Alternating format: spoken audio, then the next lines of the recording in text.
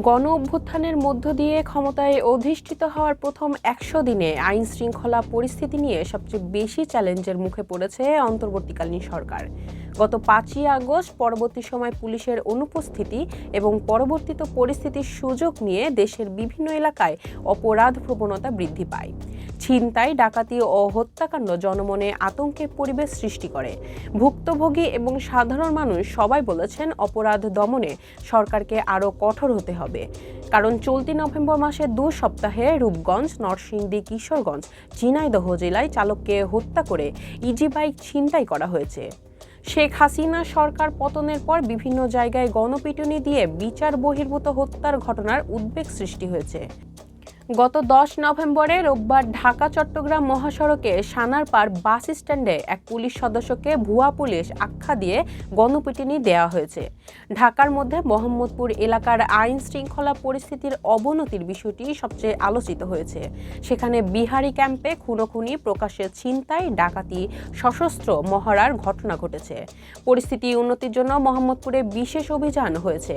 Geneva camp সহ বিভিন্ন স্থান থেকে শতাধিক সন্দেহভাজন আসামি গ্রেফতার হয়েছে, কিন্তু এখনো মানুষের আতঙ্ক কাটেনি।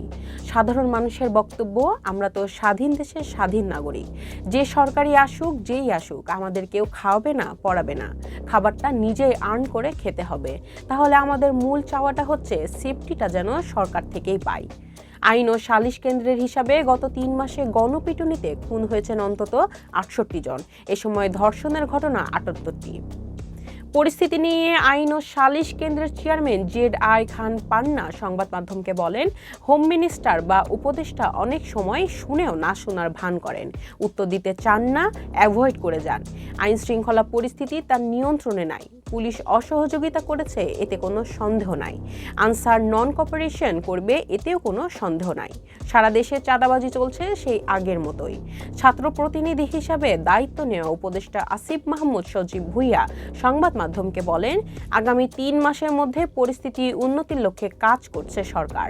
৬ মাসের মধ্যে একটা টাইম ফ্রেমের মধ্যে আইন শৃঙ্খলা পরিস্থিতি নিয়ন্ত্রণে আনা যাবে। সরকার বলছে নতুন করে পুলিশ ও আনসার নিয়োগ প্রক্রিয়া শুরু হয়েছে।